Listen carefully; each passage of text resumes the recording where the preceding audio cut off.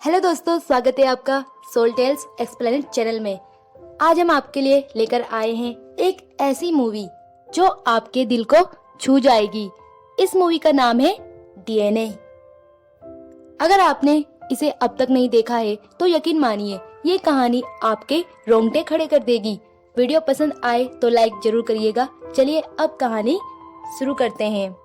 कहानी की शुरुआत होती है साल 2014 में, जहां एक सरकारी हॉस्पिटल का सीन दिखाया जाता है। एक व्यक्ति है वर्धा, जो मरीजों की डिटेल्स को कंप्यूटर में रिकॉर्ड कर रहा होता है। काम खत्म करके जब वर्धा घर लौट रहा होता है तो उसकी कार एक बाइक सवार से टकरा जाती है। इस भयानक एक्सीडेंट में पति पत्नी की मौत हो जाती है, पर उनका नन्हा बच्चा किसी तरह बच जाता है। तभी उसी हॉस्पिटल का एम्बुलेंस ड्राइवर वहां से गुजरता है और हालात को समझकर वर्धा को पुलिस केस से बचा लेता है।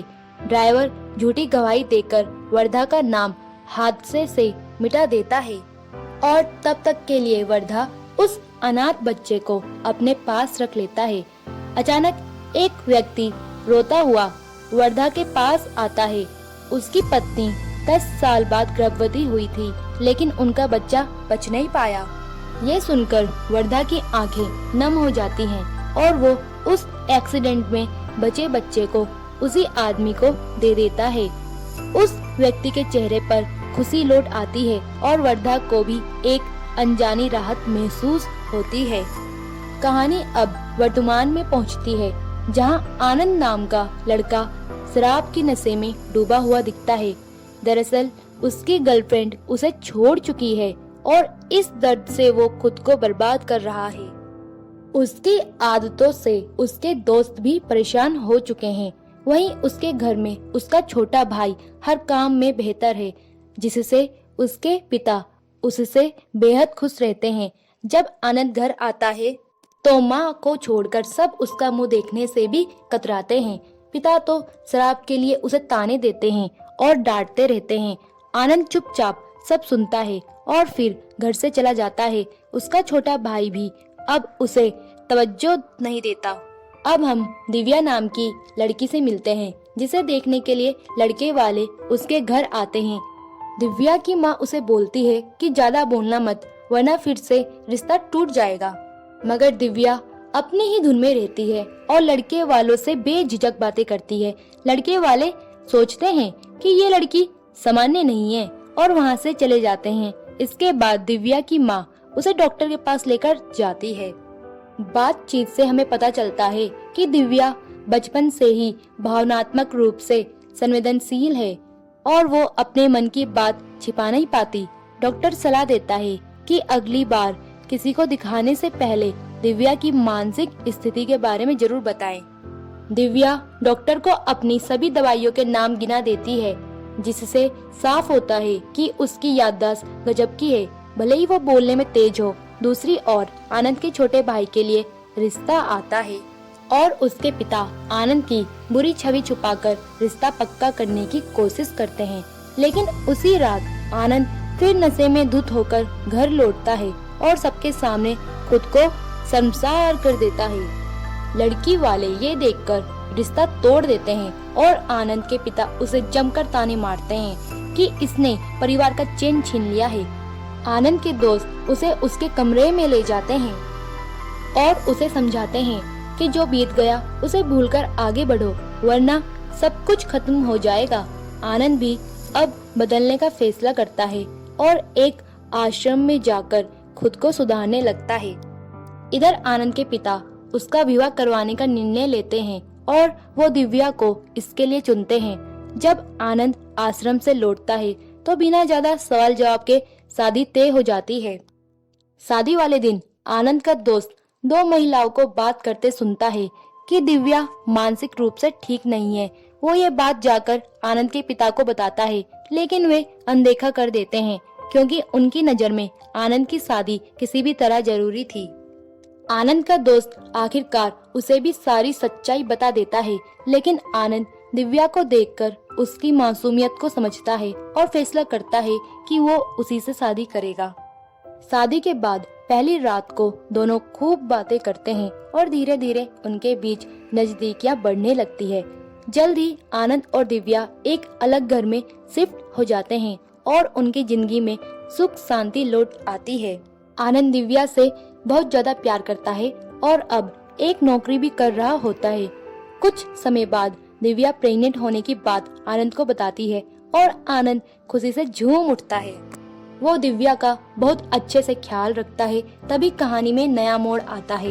एक बुजुर्ग महिला हॉस्पिटल में सामान बेचने आती है और मौका देखकर एक नवजात शिशु को चुपचाप चुरा ले जाती है।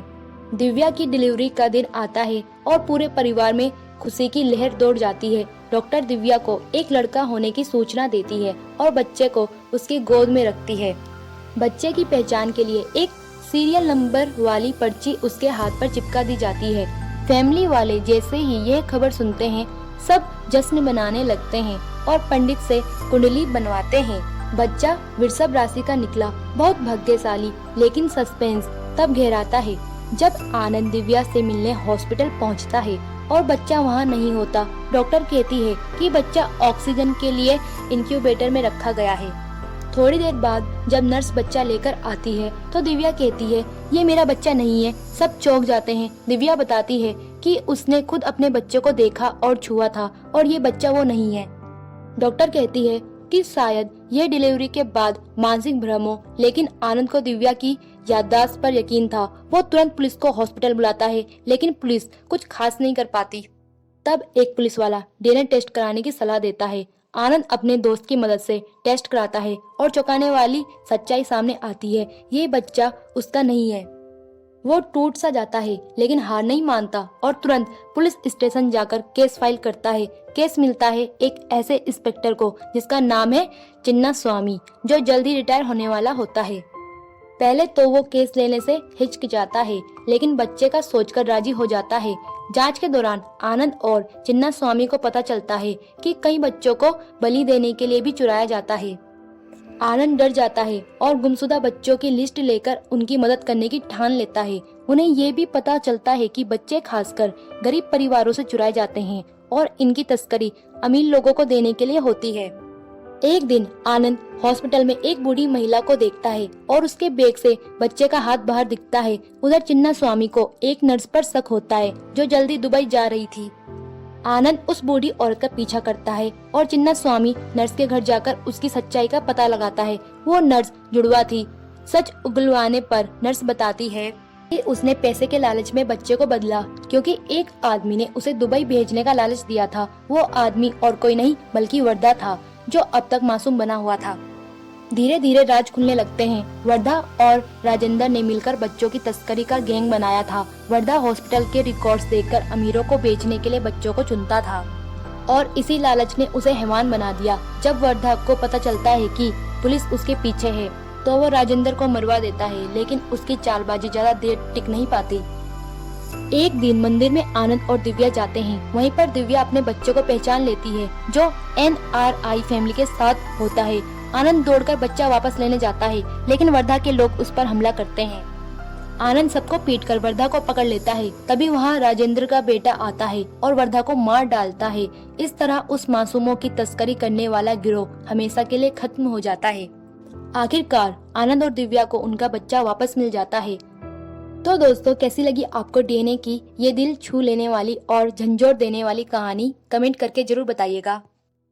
और अगर आप चाहते हैं कि अगली बार कौन सी मूवी की कहानी लाए तो वो भी हमें कमेंट में जरूर बताएं। वीडियो पसंद आया हो तो लाइक करना ना भूलें। सब्सक्राइब करें सोल टेल्स एक्सप्लेनेड चैनल को और बेल आइकन दबाइए ताकि आपको हर नई कहानी की नोटिफिकेशन सबसे पहले मिले। वीडियो को अपने दोस्तों के साथ शेयर करें और अगर आप सैयारा एंड निकिता रॉय मूवी को देखना चाहते हैं तो वो मेरे चैनल में जाकर आप देख सकते हैं। मैंने डिस्क्रिप्शन में लिंक दे दिया है और मिलते हैं नेक्स्ट वीडियो में एक नई कहानी के साथ।